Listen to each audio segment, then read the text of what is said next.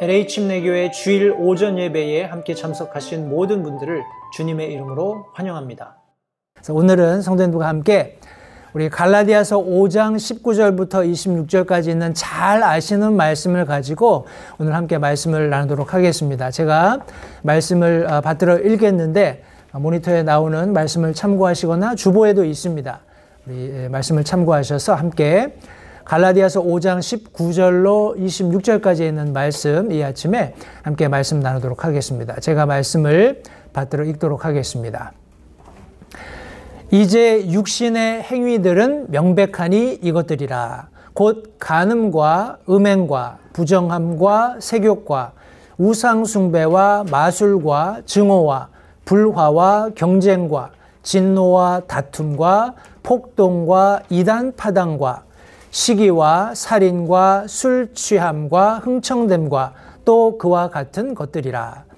내가 또한 전에 너희에게 말한 것 같이 이것들에 대하여 미리 너희에게 말하노니 그런 것들을 행하는 자들은 결코 하나님의 왕국을 상속받지 못하리라. 그러나 성령의 열매는 사랑과 기쁨과 화평과 오래 참음과 부드러움과 선함과 믿음과 온유와 절제니 이 같은 것을 대적할 법이 없느니라. 그리스도께 속한 사람들은 애착들과 정욕들과 함께 육신을 십자가에 못 박았느니라. 만일 우리가 성령 안에서 살면 또한 성령 안에서 걸을지니 우리가 헛된 영광을 구하여 서로 노엽게 하거나 서로 시기하지 말지니라. 오늘 본문의 말씀을 가지고 우리 지난 시간에는 성령에게서 난 사람 이런 제목으로 말씀을 전했는데 오늘은 그리스도께 속한 사람들 이런 제목으로 함께 말씀을 나누도록 하겠습니다. 잠시 말씀을 위해서 기도하겠습니다. 살아계신 아버지 하나님 감사합니다. 오늘도 하나님의 참 영원하시는 능력 가운데에서 우리들을 보존하셔서 이 시간 함께 하나님 앞에 예배 드릴 수 있는 특권을 우리가 누릴 수 있게 하심을 이 시간 다시 한번 감사드립니다. 하나님 오늘 이 시간 성도들과 함께 나눌 이 말씀을 통해서 과연 그리스도께 속한 사람들이 어떤 삶을 사는 것이 합당한지 성경 말씀을 통해서 교훈 얻기 원합니다. 성령 하나님께서 이 시간 함께 계시면서 성경이 말씀하고 계시는 또 마땅히 거듭난 그리스도인으로서 어떻게 살아야 할지를 간절히 구하는 모든 성도들에게 가르치시고 깨닫게 하시는 사역을 통해서 이 시간 우리가 이 말씀을 명확하게 이해할 수 있게 되기를 간절히 바랍니다. 더 나아가서 이것을 우리 마음속에 간직할 뿐만 아니라 실제적으로 우리의 삶에서 이것을 적용함으로써 하나님께서 원하시는 풍성한 성령의 열매를 맺는 그런 그리스도인의 삶을 살 수 있도록 주님 도와주시기 원합니다. 참 부족한 소정 다시 한번 주님께 의탁드립니다. 하나님께서 참 영광 받으실 수 있도록 정결하게 하시고 이 시간 하나님의 말씀을 온전히 전하는 도구로 사용해 주시기를 다시 한번 간절히 바라올 때 예수님의 귀하신 이름으로 기도했습니다. 아멘. 이 갈라디아서 우리가 읽었던 본문 말씀에서 나오는 육신의 행위들이라든지 성령의 열매라든지 하는 것들은 아마 오며 가며 이런저런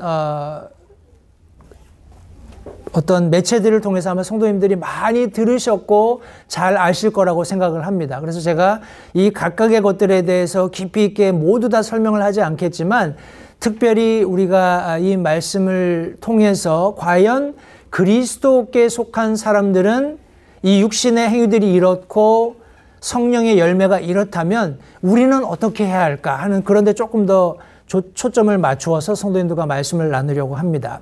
그래서 앞서 말씀드린 대로 너무 전체적인 모든 것들을 디테일하게 다 말씀드리지는 않겠지만은 첫 번째로 먼저 육신의 행위들에 대해서 성경이 무엇을 말씀하고 있는지를 함께 살펴보겠습니다. 우리 19절 상반절 말씀해 보시면 이제 육신의 행위들은 명백하니 이것들이다 라고 한 17가지 정도를 쭉 설명을 해 놓았습니다. 그것들을 우리가 조금 후에 살펴보겠는데 육신의 행위들이 어떠한가에 대해서 여러 다른 성경 구절들이 말씀하고 있습니다. 그래서 그것들을 몇 구절 나누기 원하는데 로마서 8장 5절부터 8절까지 있는 말씀을 보시면 육신을 따르는 자들은 육신의 일들을 생각하거니와 성령을 따르는 자들은 성령의 일들을 생각하나니 육신적으로 생각하는 것은 사망이요 영적으로 생각하는 것은 생명과 평안이니라. 육신적인 생각은 하나님의 법에 복종하지 아니할 뿐 아니라 참으로 그리할 수도 없으므로 하나님과 원수되는 것이니라. 그런즉 이와 같이 육신 안에 있는 자들은 하나님을 기쁘게 할 수 없느니라. 성경이 말씀하고 있습니다. 육신을 따르는 자들의 여러 가지 특징을 설명하면서 결과적으로는 육신 안에 있는 사람들은 하나님을 기쁘시게 할 수 없다라는 것을 여기 분명히 설명해 주고 있습니다. 고린도전서 6장 9절로 10절까지 있는 말씀에서도 불의한 자가 하나님의 왕국을 상속받지 못할 줄을 너희가 알지 못하느냐. 속지 말라. 음행하는 자나 우상 숭배자나 간음하는 자나 여성화된 남자나 남자와 더불어 자신을 욕되게 하는 남자나 도둑질하는 자나 탐욕을 부리는 자나 술 취하는 자나 욕하는 자나 착취하는 자들은 하나님의 왕국을 상속받지 못하리라. 성경이 말씀하고 있습니다. 굉장히 다 부드럽게 표현을 했어요. 그러니까 오늘날에는 제가 나중에 조금 더 설명을 드리겠습니다만 뭐 간음을 하느니 여성화된 남자니 남자와 더불어 자신을 욕되게 하는 남자니 하는 이런 성적인 모순을 가지고 자기 자신을 욕정에 내주는 우리 흔히 말하는 뭐 LGBTQ라는 등등의 수백 가지가 되는 그런 어떤 성 정체성의 혼란을 가중시키고 있는 오늘날의 그런 어떤 뭐라고 할까요? 섹슈얼 아이덴티티라고 할까요? 성 정체성에 관련해서 성경은 이미 수백 년 전, 수천 년 전에 이런 말씀을 저희들에게 경계로 주고 있습니다. 이것이 육신의 행위의 한 부분이라는 사실을 명확히 하고 있고 이것은 이런 자들은 하나님의 왕국을 상속받지 못한다 라고 분명히 언급하고 있습니다. 제가 나중에 다시 조금 더 설명드리겠습니다만 하나님의 왕국에 들어갈 수 없다는 것과 상속받지 못한다는 데는 좀 차이가 있습니다. 그것은 제가 조금 후에 조금 더 말씀을 나누면서 설명을 드리기로 하고요. 육신의 행위들에 관해서 계속해서 골로새서 3장 5절부터 8절까지는 말씀해 보시면 그러므로 땅에 있는 너희 지체들을 죽이라. 지금부터 제가 쭉 읽어서 설명드리게 될 이런 행위들은 땅에 속한 것이고 그리스도인들은 이 지체들을 죽여야 합니다. 이제 방법도 나중에 또 우리 함께 살펴보겠습니다만 과연 그것이 뭘까요? 땅에 있는 죽여야 할 지체들이 무엇일까요? 그것들은 음행과 부정함과 무절제한 애정과 악한 욕정과 탐욕이니 탐욕은 우상 숭배니라. 이것들로 인하여 하나님의 진노가 불순종의 자녀들에게 임하느니라.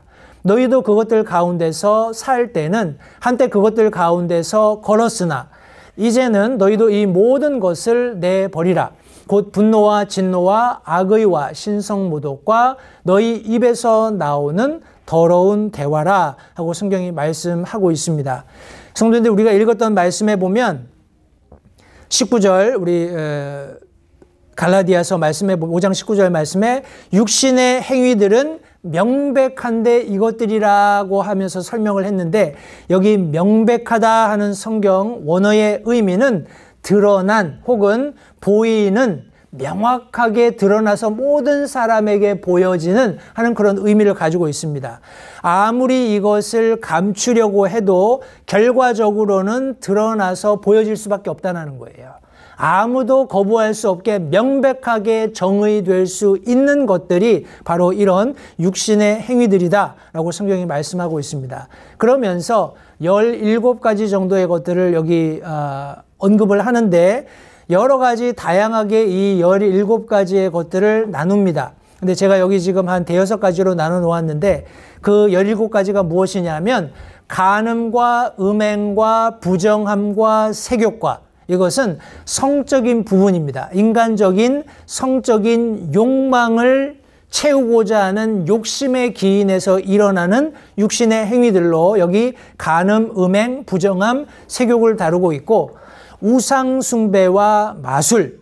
우리 여기 우상 숭배나 마술은 영적인 부분을 말씀하고 있는 것인데, 우리가 아까 읽었던 골로새서 3장 말씀해 보시면 탐욕이라고 말씀하고 있어요. 탐욕이 바로 우상 숭배다라고 말씀하고 있습니다. 이런 영적인 탐욕, 우리 이사야서 14장이나 에스겔서 28장 말씀해 보면 루시퍼, 사탄이 어떻게 타락하게 되었는지 하는 내용이 나오지요. 그 말씀에 보면 결국은 하나님과 같이 되고자 하는 그의 욕심, 탐욕이 결과적으로 그의 타락을 이루게 된 것을 성경이 말씀하고 있습니다.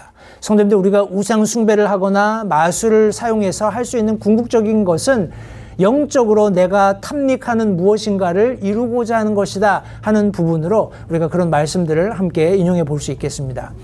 다음으로 언급된 것이 증오, 불화, 경쟁, 진노, 다툼, 폭동, 이단, 파당, 그 이외의 것도 마찬가지겠습니다만, 이런 것들은 특별히 관계적인 부분에서 오는 문제를, 육신적인 문제를 설명하는데, 그것이 내면에서 일어나느냐 아니면 밖으로 드러나느냐 하는 차이에 의해서 우리 증오, 불화, 경쟁, 그리고 진노, 다툼, 폭동, 이단, 파당을 제가 한번 구분을 해봤습니다. 그리고 21절에 언급된 시기, 살인, 술 취함, 흥청됨, 이런 것들은 세속적인 우리 신문지상에 나오는 여러 가지 악행을 추적해 가면은 결국은 이런 내용을 담고 있습니다. 시기심 때문에 누군가를 죽이게 되고, 결국 그런 사람들의 삶은 술 취함과 방탕함으로 일관되는 것을 우리가 살펴볼 수 있어요. 근데 성도님들, 말씀이 이렇게 끝을 맺습니다. 또 그와 같은 것들이다.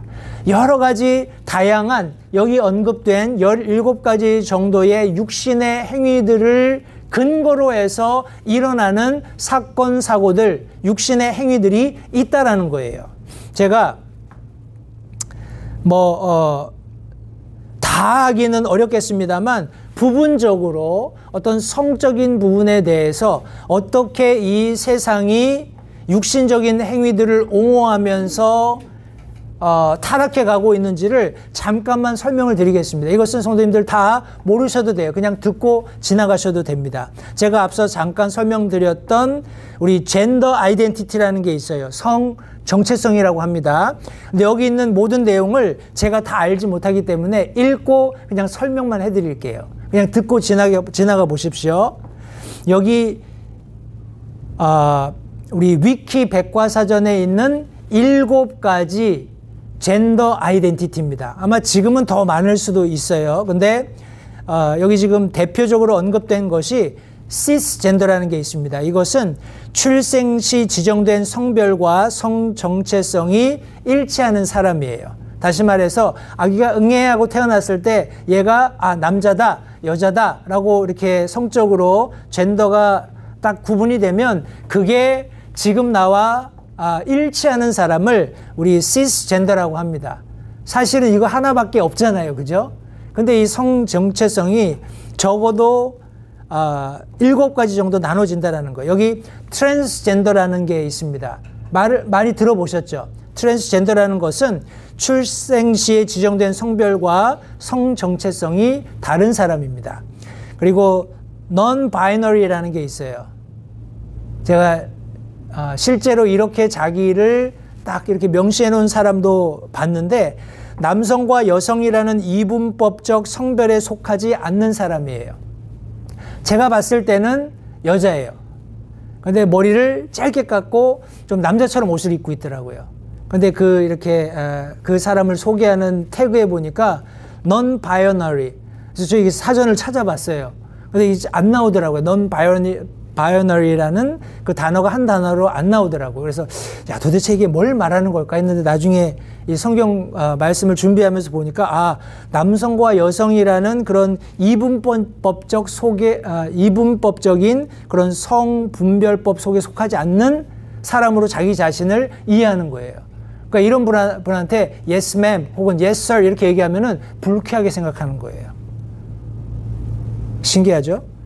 우리 젠더 퀴어라는 그런 성 정체성을 가진 사람도 있습니다. 기존 성별 이분법에 저항하면서 유동적이고 독자적인 성 정체성을 지닌 사람을 얘기한대요.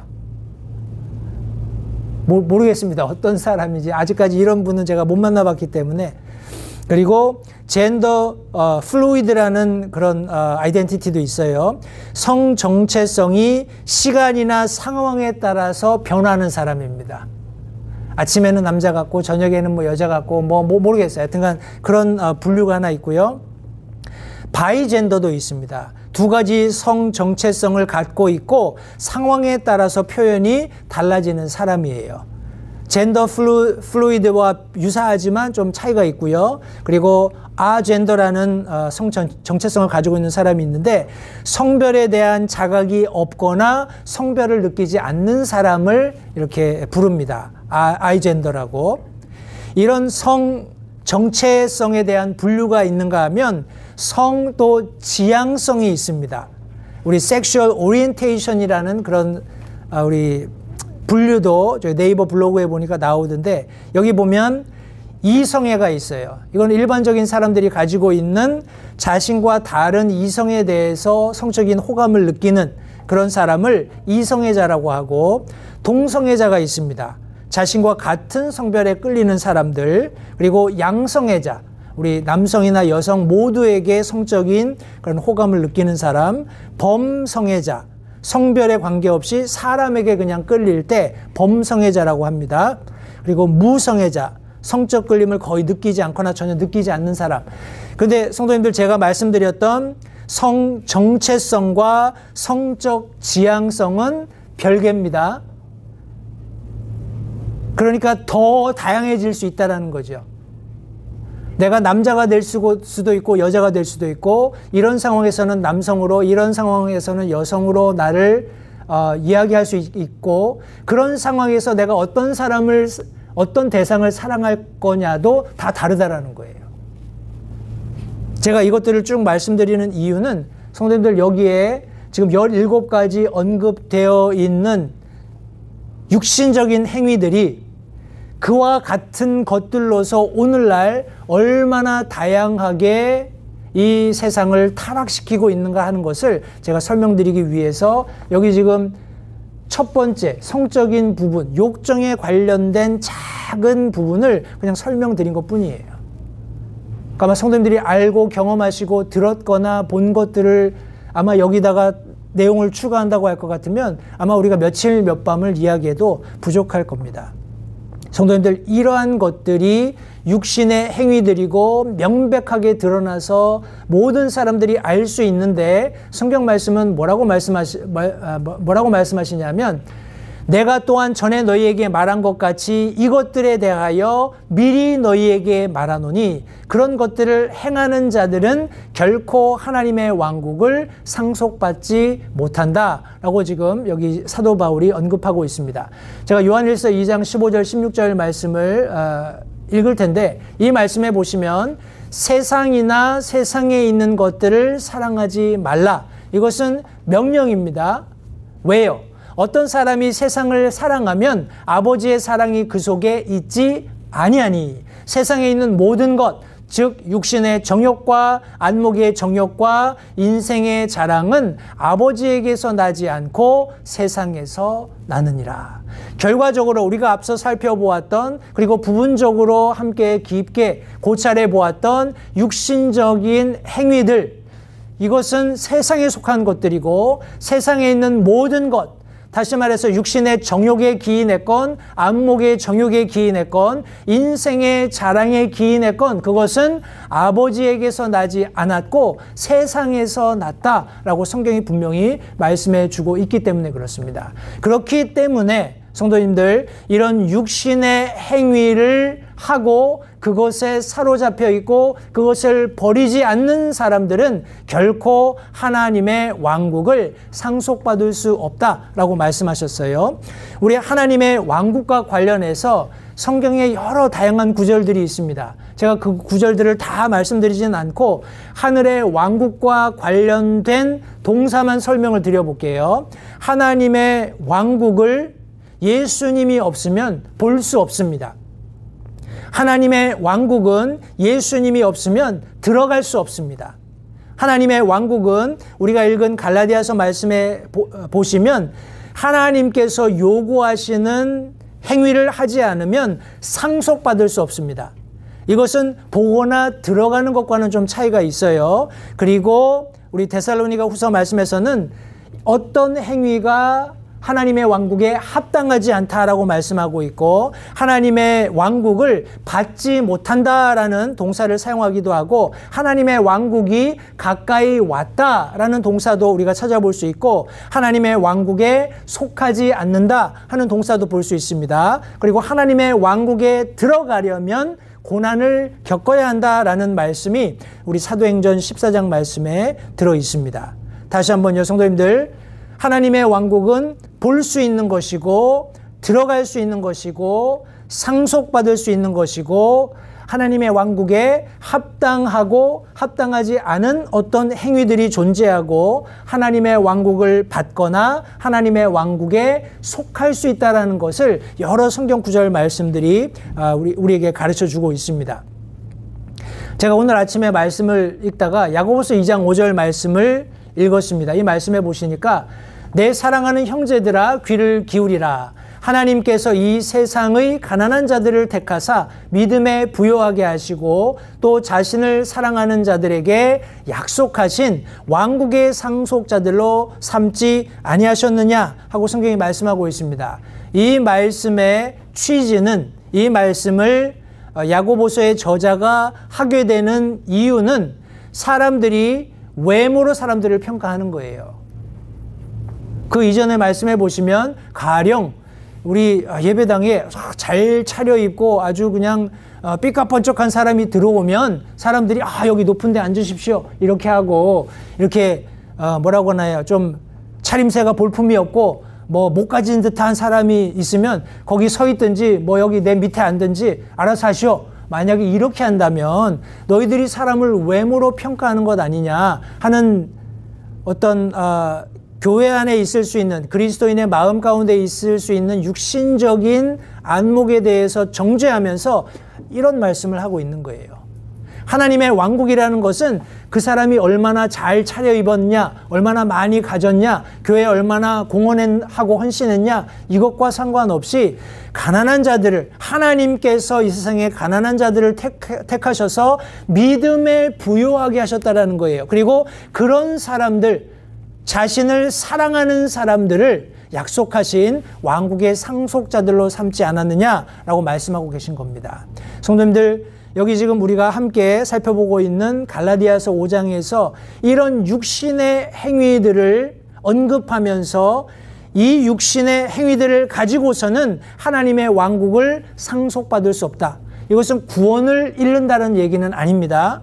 구원은 이미 받은 사람이지만 여전히 육신적인 그런 행위들 속에 안주하면서 그것들이 옳은 줄 알고 잘못된 그런 어떤 시각을 가지고 이 세상을 살아가는 사람들에게는 하나님의 왕국에 가서 하나님이 약속하신 왕국 안에서 누릴 수 있는 상속분, 상속 유업을 얻을 수 없다라는 거예요.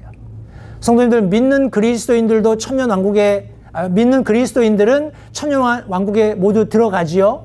그런데 문제는 모든 믿는 사람들, 모든 구원받은 사람들이 거기에서 주님과 함께 왕같이 통치하는 것은 아닙니다. 우리가 구원받아서 천년 왕국에 들어가고 영원에 입성할 수는 있지만, 성도님들, 우리가 성경이 말씀하고 있는 이런 육신의 행위들을 죽이고 하나님께서 우리에게 기대하시는 그리스도인들로서의 믿음에 합당한 삶을 살지 않으면, 믿음에 합당한 삶을 통해서 내가 주님을 위해서 희생하고 헌신하고 온전히 드려졌다라는 것을 증명해내지 못하면 하나님의 왕국에서 통치하며 누리는 것이 아니라 그냥 통치권 안에서 그냥 어떤 구원의 기쁨을 그냥 가지는 것뿐이에요. 성도님들, 우리가 뭐라고 합니까? 우리 구원받지 않아서 지옥 형벌에 떨어지는 것보다는 구원받은 것이 100번 낫지만, 기왕 구원받은 그리스도인이라면 성도님들, 나중에 주님께서 약속하셨잖아요. 제가 약속하는 게 아니라 하나님이 약속하셨잖아요. 하나님께서 말씀하신 대로 나와 함께 고난을 받는 자들은 나와 함께 영광도 누리게 될 것이다 라고 약속하셨기 때문에 우리가 이런 육신의 행위들을 죽여야 할 충분한 이유가 있는 겁니다. 그리고 이후에 우리가 살펴보게 될 성령의 열매를 맺기 위해서 우리의 삶을 온전히 하나님께 드려야 할 충분한 가치가 있다는 거예요. 그런 측면에서 다시 한번 왕국의 상속자들이 될 수 없다는 것, 육신의 행위들을 가지고는 다시 한번 성도님들 마음속에 간직하시고 이런 성경이 언급하고 있는 여러 가지 다양한 육신의 행위들 그리고 그것의 연장선상에서 실제적으로 우리의 개별적인 삶에서 우리가 맞닥뜨리게 되는 육신적인 모습들 그것들을 버리기 위해서 힘쓰는 우리 모든 성도님들이 되시면 좋겠습니다.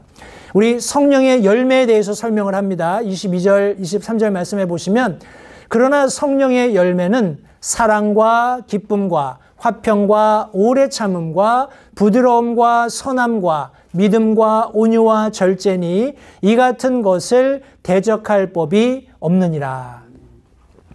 성도님들 같은 원리입니다. 우리 앞서 살펴본 육신의 행위들은 명백하다 하면서 쭉 17가지를 설명을 했습니다. 육신의 행위들은 복수로 되어 있고 아시고 우리가 보는 바와 같이 성령의 열매는 하고 성경 말씀에는 단수로 표현이 되어 있어요. 육신의 행위들은 다양한 어떤 루트들을 통해서 죄라는 본질을 근거로 우리 복수로 존재합니다. 그런데 여기 지금 성경이 언급하고 있는 9가지 성령의 열매는 성령께서만 가져다 주실 수 있는 열매라는 것을 먼저 기억하시기 바랍니다. 이것은 내가 사랑하고 싶다고 해서 사랑이 표현되는 게 아니라는 거예요. 성령께서 계셔서 성령께서 내 삶을 통해서 내가 사는 삶을 살 때 조금 후에 제가 조금 더 설명을 드리겠습니다만 성령 안에 있으면서 성령의 도우심을 받고 살아가는 그리스도인의 삶 속에서 보여지는 열매들이기 때문에 이것은 궁극적으로는 성령께서만 주실 수 있는 열매라는 거예요. 그런데 여기 지금 9가지 설명된 열매들 말고도 이 같은 것을 대적할 법이 없다라고 성경이 말씀하고 있습니다.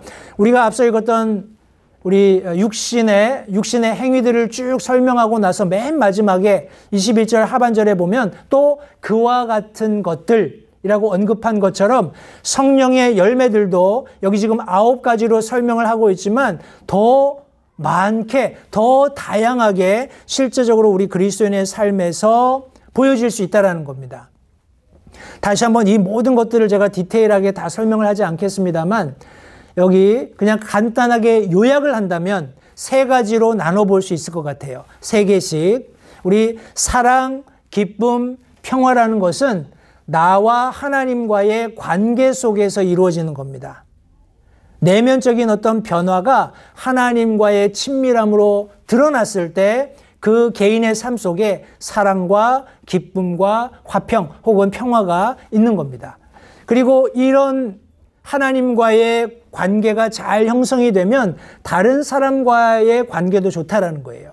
다른 사람과의 관계에 있어서 나타나는 성령이 그 개인의 삶의 주인이시다라는 증거로 나타나는 열매들이 바로 오래 참음, 친절, 선함이라는 거예요.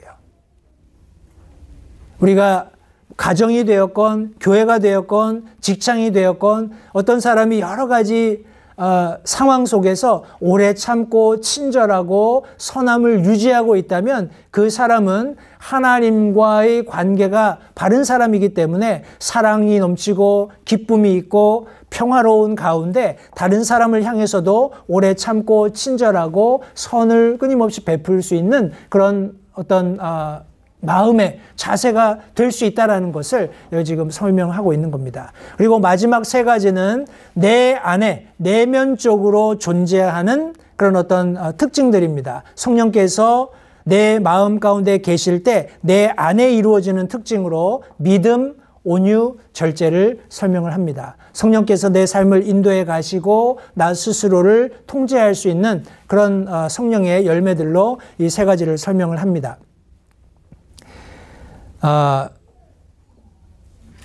근데 요는 이겁니다. 성도님들 보십시오.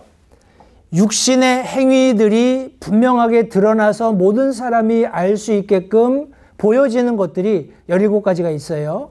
그리고 성령께 사로잡힌 그리스도인이라면 볼 수 있는 특징적인 9가지 우리 성령의 열매들, 성령께서 그 사람의 삶에 계시기 때문에 그 사람이 하나님과 다른 사람들과 자기 삶에서 보여질 수 있는 어떤 특징들이 9가지 설명이 되었어요. 우리가 이 말씀들을 읽으면 대부분 이해를 합니다. 그죠? 음행은 나쁘지. 우리 뭐 술 취하는 거, 방탕한 거, 시기하고 살인하고, 끔찍하지. 알아요. 그리고 사락, 희락, 화평, 오래 참음, 자비, 양선, 온유, 절제, 충성. 이 성령께서 주시는 아름다운 열매지. 다 알아요. 아는데 성도님들 중요한 것은 뭐냐 하면 우리가 이런 육신의 행위나 성령의 열매 사이에서 결단해야 된다는 겁니다. 그것이 제가 오늘 전하고자 하는 말씀의 핵심인데 앞서 설명드렸던 육신의 행위들에 대해서 어떤 결단을 해야 하는가? 24절 말씀해 보시면 그리스도께 속한 사람들은 애착들과 정욕들과 함께 육신을 십자가에 못 박았다. 성경이 말씀하고 있습니다. 제가 앞서서 17가지 육신의 행위들은 하면서 그것을 한 5가지로 구분을 했었습니다. 이것들은 영적인 그런 부분들을 설명하는 것이고 이것들은 뭐 육신적인 내면의 외면의 것들을 그런데 여기 지금 24절 말씀에서는 이 육신의 행위들을 쭉 설명해 놓고 그것을 2가지로 딱 요약을 했어요. 그 2가지가 뭐냐면 애착들, 정욕들. 성도님들 한번 생각해 보십시오. 과연 나는 이 세상의 것들에 혹은 육신에 속한 것들에 애착이 있는가? 또는 이 세상 것들이나 육신에 속한 것들에 내가 어떤 욕심을 가지고 있는가?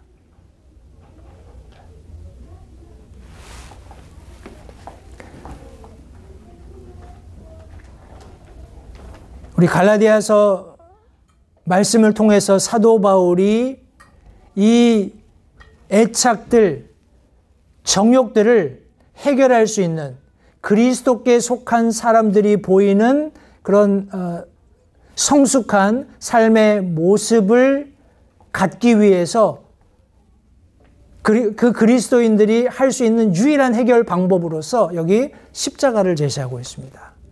그 관련된 말씀을 제가 몇 구절 함께 나눌 텐데 로마서 6장 6절 말씀해 보시면 우리가 이것을 알거니와 우리의 옛사람이 그분과 함께 십자가에 못 박힌 것은 죄의 몸을 멸하여 이제부터는 우리가 죄를 섬기지 아니하게 하려 함이다. 성경이 말씀하고 있습니다. 다시 말하면 우리 옛사람은 십자가에 못 박혔다라는 거예요. 그런데 거기서 계속 주저리 떠들고 있으면 안 되겠죠. 예수님께서 십자가에 달리셔서 뭐라고 마지막에 말씀하셨습니까? 다 이루었다. It is done. It is finished. 그죠?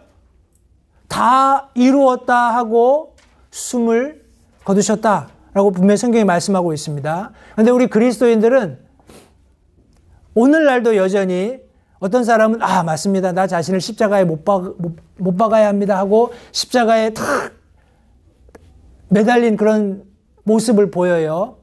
저도 성도님들 예외는 아닙니다. 그런데 죽을 만하면 살아나요. 죽을 만하면 살아나서 인간적인 그런 팍 이렇게 올라와요. 여기 화가 나서 못 죽겠어. 그리고 벌떡 다시 살아나서 그냥 어떤 육신에 속한 행위들을 한다라는 거예요. 성경은 뭐라고 얘기합니까? 우리의 옛사람이 예수님과 함께 십자가에 못 박힌 것은 죄의 몸, 다시 말해서 육신의 행위들을 뒤쫓는 세상 것들의 애착을 가지고 욕심을 내고 있는 그 몸을 멸하기 위한 것이다 라고 말씀하고 있어요. 그렇게 해야지만 우리가 죄를 섬기지 않을 수 있다. 그래서 갈라디아서 2장 20절 말씀해 보시면 내가 그리스도와 함께 십자가에 못 박혀 있으나 그럼에도 불구하고 사노라. 그러나 내가 아니요 그리스도께서 내 안에 사시느니라. 나는 지금 내가 육체 안에서 사는 삶을 나를 사랑하사 나를 위해 자신을 주신 하나님의 아들의 믿음으로 사노라 라고 당당히 사도 바울은 자신의 삶을 그렇게 증언할 수 있었다라는 거예요. 사도 바울은 이미 다메섹 도상에서 자신의 삶을 십자가에 못 박았습니다. 그럼에도 불구하고 그는 여전히 살고 있잖아요. 그런데 지금 그가 살고 있는 삶은 더 이상 다메섹 도상에서 예수님 만나기 이전의 자기가 아니라는 거예요. 이미 자신은 다메섹 도상에서 예수님을 만나서 구원받은 그 시점에 십자가에 못 박혀 있다라는 거예요.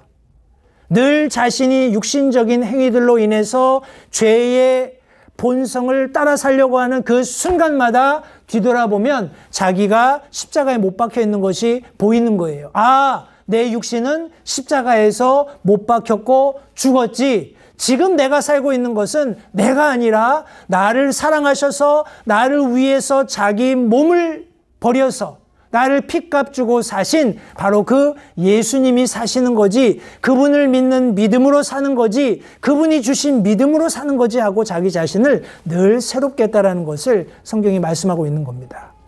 갈라디아서 6장 14절 말씀에서는 그러나 나는 우리가 주 예수 그리스도의 십자가 외에 결코 어떤 것도 자랑할 수 없나니 그분으로 말미암아 세상이 나에 대하여 십자가에 못 박혀 있고 나 또한 세상에 대하여 그러하니라. 세상이 나에 대해서 십자가에 못 박혀 있고 세상이 내게 어떤 영향도 미칠 수 없다라는 거예요. 육신적인 행위들이 내 어떤 삶의 영역에 틈타고 들어와서 내가 육신적인 행위를 하도록 할 수 없게끔 그렇게 철저히 죽어 있다라는 것을 여기 지금 언급하면서 나 역시 세상에 대해서 그러하다 하고 성경에 언급하고 있는 것입니다. 골로새서 3장 5절 말씀에 그러므로 땅에 있는 너희 지체를 죽이라. 그것들은 음행과 부정함과 무절제한 애정과 악한 욕정과 탐욕이니 탐욕은 우상 숭배니라. 앞서 읽었던 말씀 다시 한번 너희 지체를 죽이라 하는 것이 예수 그리스도의 십자가를 통하지 않고는 불가능하다라는 것을 성도님들 다시 한번 기억하시기 바랍니다. 이것은 예수님께서 보여주신 모범 때문에 그렇습니다. 베드로전서 2장 24절 말씀해 보시면 친히 나무에 달려 자신의 몸으로 우리의 죄들을 지셨으니 이것은 죄들에 대하여 죽은 우리가 살아서 의에 이르게 하려 하심이라. 그분께서 채찍에 맞음으로 너희가 고침을 받았나니. 예수님께서 우리를 위해서 자신의 몸으로 죄를 지시고 십자가에 못 박히셨다라고 언급하고 있습니다. 우리가 마땅히 그렇게 해야 됐음에도 불구하고 예수님께서 이미 그렇게 하셨기 때문에 죄들에 대해서 죽은 우리 스스로 십자가에서 혹은 처절한 죽음을 통해서 죄값 지불할 필요 없이 의에 이를 수 있는 길을 열어놓으셨다는 거예요. 예수 그리스도를 통해서 성도님들 우리가 육신적인 행위들에 속한 그런 삶을 사는 것이 아니라 성령께서 주시는 아름다운 삶을 살 수 있다는 것을 여기 지금 성경이 말씀하고 있습니다. 그 효력이 성도님들 우리 모두에게 미치고 있습니다. 고린도서 5장 17절 말씀해 보시면 누구든지 그리스도 예수 안에 있으면 그는 새로운 창조물이라. 옛 것들은 지나갔으니 보라 모든 것이 새롭게 되었도다. 말씀은 이렇게 우리에게 분명히 단언하고 있습니다. 누구든지 그리스도 안에 있으면 그 사람은 새로운 창조물이라는 거예요. 새롭게 태어났다라는 겁니다. 그러면서 옛 것들은 지나갔고 모든 것이 새롭게 되었다. 그런데 저를 포함해서 많은 그리스도인들이 여전히 어떤 죄의 유혹에 맞닥뜨리게 되면 그냥 옛 성품이 나와요. 그죠? 옛 죄의 본성이 나옵니다. 그럴 때마다 성도님들, 우리가 아시고 결단하셔야 돼요. 아, 옛 것은 모두 지났지. 내가 예수님 안에서 새로운 창조물이 되었지.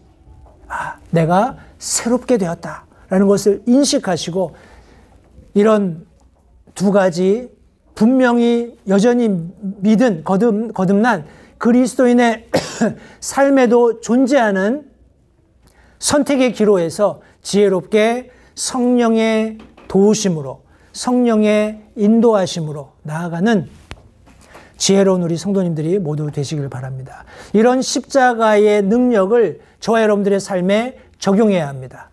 로마서 8장 13절 말씀에 너희가 육신을 따라 살면 죽을 것이로되 성령을 통해 몸의 행실을 죽이면 살리라. 너무나 아주 심플하게 명백하게 우리가 앞서 나눈 말씀들을 요약해 놨습니다. 육신을 따라 살면 육신의 행위들이 명백함에도 불구하고 그것을 동의하고 그렇게 산다면 죽겠지만 성령을 통해 몸의 행실을 죽이면 살 것이다 라고 분명히 언급하고 있습니다. 에베소서 4장 22절로 24절 말씀에서도 이전 행실에 관하여는 너희가 속이는 것으로 가득한 욕심들에 따라 부패한 옛사람을 벗어버릴 것을 가르침 받았으니 너희의 생각의 영 속에서 새롭게 되라. 또 너희가 하나님을 따라 의와 참된 거룩함으로 창조된 새 사람을 입을 것을 가르침을 받았으니 성경이 말씀하고 있습니다. 감사합니다.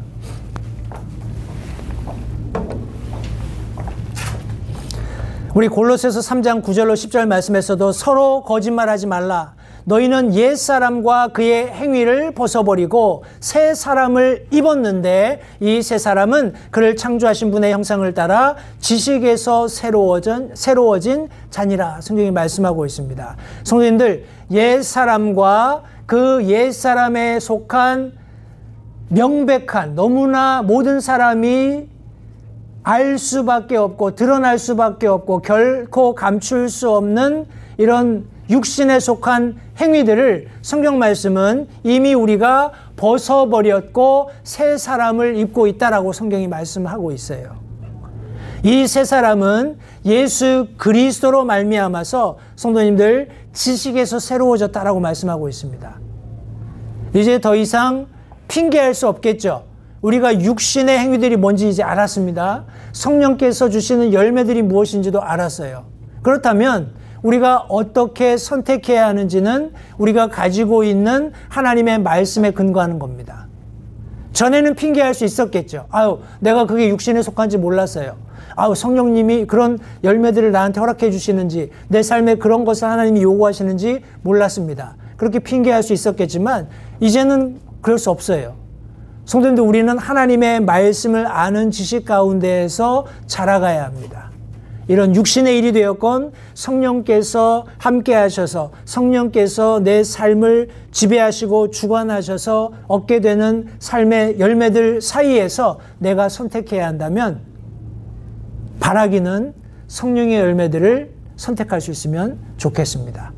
그러나 그렇지 못한 것이 대부분의 믿는 그리스도인의 삶인 것 같아요. 저를 포함해서. 그렇기 때문에 요한일서 1장 9절 말씀처럼 만일 우리가 우리 죄를 자백하면 하나님께서 신실하시고 의로우시기 때문에 우리 죄를 용서하시고 모든 불의에서 우리를 깨끗하게 하신다라고 말씀하고 있는 겁니다. 아유, 나는 죄 없어요. 나는 예수 믿고 나서 한 번도 죄 안 졌어요. 그렇게 얘기하면 성경은 그 사람이 거짓말한다라고 말씀하고 있습니다. 우리가 육신의 행위들에 대해서 어떻게 결단해야 하는가를 성경이 보여주었습니다.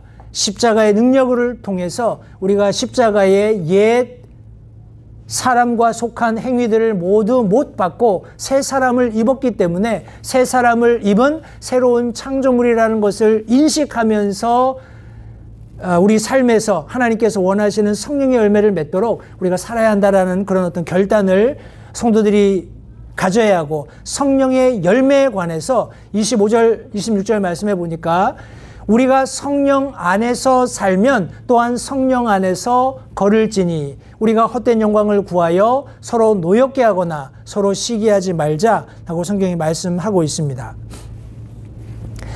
성도님들, 성령이 우리를 구원하시고 우리 안에 거주하시면서 성령의 보증이 되셨다면 과연 우리 그리스도인들에게 어떤 유익이 있을까요? 예, 우리가 한 번 받은 그 구원이 영원하다는 것을 보증하신다라는 측면에서 우리의 영원한 구원을 보증하시기 때문에 의미가 있을 겁니다. 그런데 성도님들, 매일매일의 삶 속에서도 성령께서 우리 믿는 그리스도인의 삶에 의미가 있어야 합니다. 우리 로마서 8장 4절로 5절 말씀해 보시면, 이것은 육신을 따라 걷지 아니하고 성령을 따라 걷는 우리 안에서 율법의 의가 성취되게 하려 하심이라. 육신을 따르는 자들은 육신의 일들을 생각하거니와 성령을 따르는 자들은 성령의 일들을 생각하나니. 이렇게 한번 생각해 보십시오. 성도님들, 육신의 행위들은 명백하니 이것들이라 하면서 17가지 것들이 성경에 기록되어 있어요. 그런데 내가 살아가면서 야, 이거는 나쁜 짓이야, 하면 안 돼, 이렇게 하면서 이 17가지 것들을 주의하면서 사시겠습니까? 아니면 성령께서 인도해 주시는 대로, 성령께서 주시는 사랑이라든지 기쁨이라든지 화평이라든지 이런 삶들을 살기를 추구하시겠습니까? 선택은 내 몫이에요.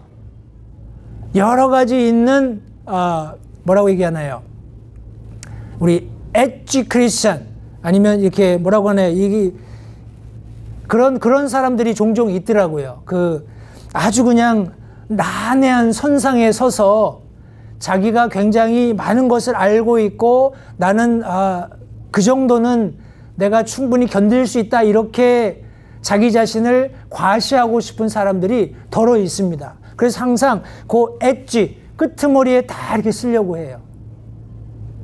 성도님들, 왜 오늘날 많은 그리스도인들이 그런 삶을 살려고 할까요?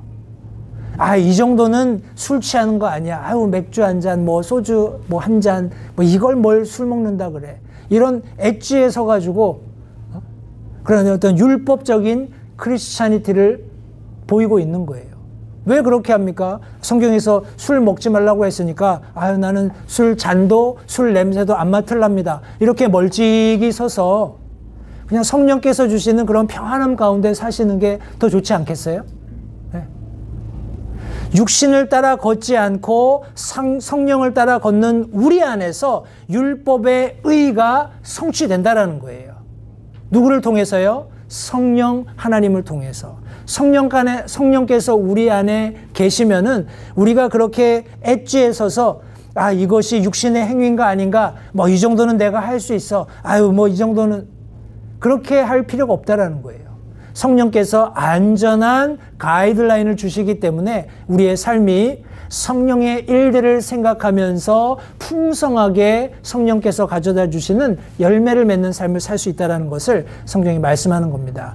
8장 14절 말씀에서도 하나님의 영에 의해 인도받는 자들은 다 하나님의 아들들이다 라고 말씀하고 있습니다. 성도님들, 자녀들 낳고 다 길러보셨겠지만 자녀들 낳고 자녀들이 제일 이쁠 때가 언제예요? 아기 때 왜 이뻐요? 말을 잘 들으니까. 그죠? 커서 애들이 골치 아픈 이유가 뭐예요? 말을 안 들으니까. 그죠? 하나님의 영에 의해 인도받는 것, 내가 준 말에 의해서 그것에 순종하고 따르는 그 사람들은 하나님이 얘는 정말 내 자식이야. 정말 내 아끼는 아들이야. 하고 인정해 주신다라는 거예요. 그렇지 않으면 히브리서 말씀처럼 책망받을 수밖에 없습니다. 징계를 받을 수밖에 없어요. 이런 성령의 유익한 사역이 우리 삶 가운데 증명돼야 됩니다. 갈라디아서 5장 16절 말씀, 그런즉 내가 이것을 말하노니 성령 안에서 걸으라. 그리하면 너희가 육신의 욕심을 이루지 아니하리라. 성도님들, 저와 여러분들은 육신 안에 머물고 있습니다. 그러나 성령께서 우리 안에 거하셔요. 때문에 우리가 성령 안에 살 수 있는 거예요. 그렇다면 성령께서 내 안에 계심으로써 내가 지금 그리스도인으로서의 삶을 살고 있다면 이제 내 삶을 성령께서 인도해 주시는 대로 걸어야 한다는 겁니다. 그것이 우리가 함께 나누고 있는 갈라디아서 말씀의 핵심입니다. 에베소서 4장 30절 말씀에 하나님의 거룩한 영을 슬프게 하지 말라. 그분으로 말미암아 너희가 구속의 날까지 봉인되었다 말씀하고 있습니다. 성도님들, 앞서 제가 말씀드린 대로 우리가 구원받는 순간 성령께서 우리 안에 거주하시면서 우리를 봉인하시지요. 우리를 그분의 소유가 된 것을 확정해 주시는 거예요. 그렇다고 해서 성도님들, 우리가 구원받은 즉시로 하나님 앞에 간다든지 천국을 간다든지 그러면 좋겠는데 그게 아니잖아요. 하나님께서 정해주신 삶을 사셔야 하고 살아야 하고 하나님이 더디 오신다면 그때까지 우리가 육신 안에 거해야 됩니다. 틀림없이 구속의 날까지 봉인이 되어 있음은 분명하지만 우리가 그분 안에서 걷지 않는다면, 다시 말해서 그분 안에서 성령께서 주시는 성령의 열매들을 풍성히 누리고 경험하는 삶을 살지 못한다면 하나님의 거룩하신 영이 어떻게 하신다고요? 슬퍼하신다라는 거예요. 하나님의 영은, 성령께서는 인격체십니다. 그분께서 우리 가운데 거하시는 것은 어떤 무슨 힘이라든지 증거, 물로 오신 것이 아니라 인격으로 우리 안에 거하시는 거예요. 그분은 우리와 교제하기 원하시고 우리에게 하나님의 말씀을 깨닫게 해주기 원하시고 우리가 하나님이 원하시는 것이 무엇인가 간절히 원하게 하시고 그것을 행하게 하시는 어떤 하나님의 실체로서 우리 가운데 거하시는 겁니다. 성령을 기쁘시게 하는 삶을 살기 위해서는 우리가 구원받은 것을 알고 육신의 행위들이 무엇인가를 명확히 알고 그것을 조심하면서 사는 삶 이전에 성령께서 인도해 주시는 삶을 삶으로써 그런 엣지 크리스찬이 아니라 하나님께서 주신 넓고 평탄한 그리스도인의 순적한 삶을 살기를 원하신다는 것을 기억하시기 바랍니다. 에베소서 5장 18절 잘 아시는 말씀이죠. 술 취하지 말라. 거기에는 과도함이 있나니 오직 성령으로 충만하라. 술 취함과 성령 충만에 어떤 극적인 차이점이 있지만 거기에 유사성도 있다라는 거예요. 성도님들, 사람들이 술을 왜 먹나요? 여러 가지 이유가 있는데 그냥 한 잔으로 시작을 하는 거예요. 그죠? 한 잔으로 시작하고 분위기 때문에 한 잔 더 마시고 좋은 뭐라고 하나요? 술 친구가 있으니 한 잔 더 마시고 세상 일이 고단해서 한 잔 더 마시고 이래저래 마시다 보면 이제 술이 나를 마시고 있는 거예요. 그죠? 이와는 반대입니다만 같은 상황에서 성도님들, 우리에게 여러 가지 삶의 고난이 있어요. 어려움이 있어요. 그럴 때 성령께 나가는 겁니다. 하나님, 나를 도와주십시오. 그럼 성령께서 내 마음에 들어오시고 내 마음에 계시면서 내 마음 안에 있는 여러 가지 성령의 열매들 중에 어떤 것을 자극하셔서 그것이 열매 맺게 도와주시는 거예요. 어려운 일이 있기 때문에 성도님들, 성령께 도움을 구하고 사람과의 관계에서 오는 문제 때문에 하나님께 도움을 구하고 여러 가지 상황과 형편이 내가 원하는 방향으로 가지 않기 때문에 실망되었을 때 다시 한번 하나님께 나가서 성령의 도우심을 구하고 성령의 충만하심을 받고 이런저런 상황 가운데에서 끊임없이 하나님께 도우심을 구하면서 성령의 충만을 받는다는 측면에서 어떤 세속적인 관점에서 술 취함과 유사한 그런 관계가 있다라는 겁니다. 그러나 술 취하는 것에는 과도함이 있다라는 거예요. 그러나 성령으로 충만한 것에는 성도님들 과도함이 없습니다. 바라기는 저와 여러분들이 늘 성령의 충만함을 경험할 수 있는 그런 모든 그리스도인들이 되기를 간절히 바랍니다. 요한일서 2장 6절 말씀은 자기가 그분 안에 거한다고 말하는 자는 그분께서 걸은 것 같이 스스로 또한 그렇게 걸어야 할지니라. 말인즉슨 prove it. 제가 저희 아이들에게 자주 썼던 말입니다. 만일 너희들이 알고 있다면 prove it. 그것을 증명해서 너희 행동으로 보여라. 그런 말이에요. 자기가 그분 안에 거한다고 말하는 사람들, 내가 구원받았고 내가 그리스도 안에 있습니다. 내가 성령의 인도하심을 받고 있고 성령의 열매를 맺는 그리스도인입니다. 라고 말하는 자들은 예수님께서 실제적으로 이 땅의 공생애를 사시면서 성령과 함께 동행하시고 하나님의 기쁨을 추구하면서 사셨던 것 같이 스스로 또한 그렇게 걸어야 한다 하고 성경을 말씀하고 있습니다. 이것이 마땅한 그리스도인의 결단이 되어야 합니다. 육신을 향해서는 내 자신이 십자가에 못 박혀 있고 그분 안에서 내가 새로운 창조물이라는 것을 끊임없이 기억해야 합니다. 이런 성령의 열매에 관해서는 성령께서 내 삶 가운데 역사하시면서 나를 충만하게 하시고 나를 인도하신다는 것을 자각하셔야 돼요.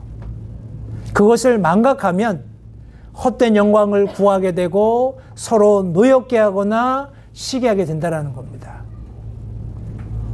사람들이 많이 모이는 교회에 가면 일반적으로 보여지는 그런 두 가지 양상이에요. 서로 막 화를 돋구거나 서로 막 시기해서 분열하고 하는 다툼을 하고 하는 그런 일들이 많이 있어요. 왜냐하면 그것은 어떤 의미에서 우리가 함께 나눴던 이 모든 말씀을 반증하는 겁니다. 그들이 다 거듭난 그리스도인이면 좋겠습니다. 그런데 그 그리스도인들 안에서도 여전히 육신의 행위들을 하는 사람들이 있다라는 거예요. 그러면 이런 분열이 있을 수밖에 없다. 제가 마지막으로 잠언에 있는 말씀 두 구절만 나누고 말씀 마치겠습니다. 잠언 11장 30절, 15장 4절 말씀해 보시면 의로운 자의 열매는 생명나무니 혼들을 얻는 자는 지혜로운 자다. 성경이 말씀합니다. 의로운 자의 열매가 있대요. 근데 그 의로운 자의 열매는 생명나무라는 겁니다. 15장 4절 잠언 말씀해 보시면 건전한 혀는 생명나무나 그 안에 삐뚤어진 것은 영 안에 갈라진 틈이다. 성경이 말씀하고 있습니다. 의로운 자의 열매가 생명나무고 건전한 혀가 생명나무다라고 말씀하고 있어요. 성도님들, 이 세상에 생명나무가 있다면 얼마나 좋을까요? 그죠? 누구나 가서 따먹으면 영원히 살 수 있을 거 아니에요. 그런데 그 생명나무가 있습니다. 뭐예요? 의로운 자의 건전한 혀에서 나오는 말이 누군가에게는 생명나무라는 거예요. 저와 여러분들은 거듭난 그리스도인들입니다. 성령께서 우리 안에 계셔요. 우리 안에 계시는 성령께서는 우리가 함께 살펴본 적어도 9가지의 명확하게 드러나는 성령의 열매들을 맺도록 도우십니다. 가령 저와 여러분들이 그런 성령의 인도함을 받고 성령의 충만함을 받고 성령의 열매들이 풍성한 그리스도인으로서의 삶을 산다면 우리가 하는 말은 누군가에게 생명나무가 되어야 하는 거예요. 1차적으로는 성도님들 복음을 전해야 되겠죠. 그러나 더 나가서 우리가 친절하게 대하고 선한 말을 하고 오래 참아주고 하는 이런 대인적인 관계에서의 그리스도인의 모습을 보여준다면 성도님들, 우리는 얼마든지 그들을 주님께로 인도할 수 있는 그런 오픈 도어, 열린 문을 만들 수 있다는 거예요. 다시 한번 오늘 그리스도께 속한 사람들이 어떤 사람들인가 하는 것을 함께 말씀을 통해서 살펴보았습니다. 세상을 향한 애착이나 정욕들은 십자가에 못 박은 사람들이어야 합니다. 제가 그런 사람이 되었으면 좋겠고, 우리 성도님들 한 분 한 분 모두 성경이 말씀하고 있는, 또 갈라디아서에서 언급하고 있는 육신의 행위가 아니라 성령의 열매를 더 풍성히 맺는 그런 그리스도께 속한 사람들이 되시기를 간절히 바랍니다. 다시 한번 말씀을 기억하시고 우리 갈라디아서에서 가르치고 계시는 교훈의 말씀들을 우리 마음에 두고 실제적으로 우리의 삶을 살면서 우리가 그리스도께 속한 사람임을 드러내는 우리 모든 LH 침례교회 성도님들 되시기를 바랍니다. 기도하겠습니다.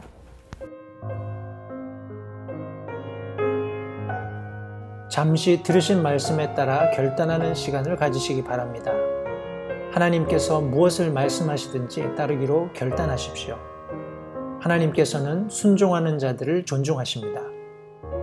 아직 예수님을 개인의 구주로 영접하신 사실이 없으시다면 자신이 죄인됨을 인정하며 하나님께 나오는 자들을 하나님께서 받아주신다는 확실한 말씀에 근거하여 다음과 같이 기도하십시오.